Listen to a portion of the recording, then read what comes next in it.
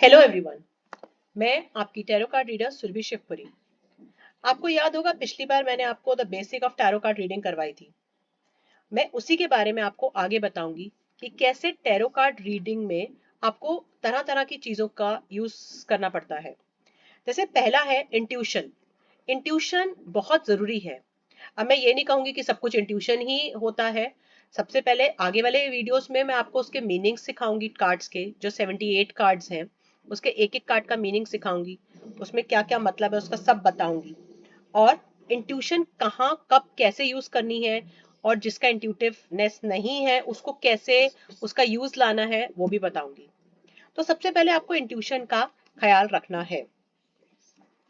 Next चीज है कि ये जो चीज है आपकी टैरो कार्ड, एक बार आप ले लोगे तो आपको बहुत ध्यान रखना पड़ेगा अपने कार्ड्स का। ये कार्ड्स वो चीज होती है, जैसे पूजा पाठ आप करते हैं अगर, तो ये पूजा की ही तरह लिए जाते हैं। ये बहुत ही आपको उसकी एक ध्यान रखना पड़ता है कि आपको पार्टी टाइप चीज नहीं करनी है, उसकी आपको मजा मस्ती नहीं करनी है। उसके साथ में आपको एक, जैसे आप भगवान की पूजा करते हो, वर्शिप करते हो, उसका ट्रीटमेंट भी आपको वैसा ही करना पड़ता है। उसका ध्यान रखना पड़ता है आप कहाँ रखते हो, आप अपनी पूजा स्थान पे ही रखना चाहिए आपको। तो you have to be very particular about your tarot cards. Third है मैसेज फ्रॉम यूनिवर्स।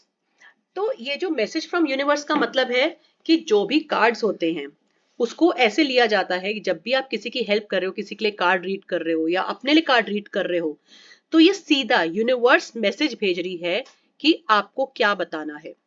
तो इसलिए ही मैंने जैसे पिछले बताया कि पायस चीज है, मतलब एक बहुत पूजा की चीज है, उसको बहुत ध्यान से रखना है।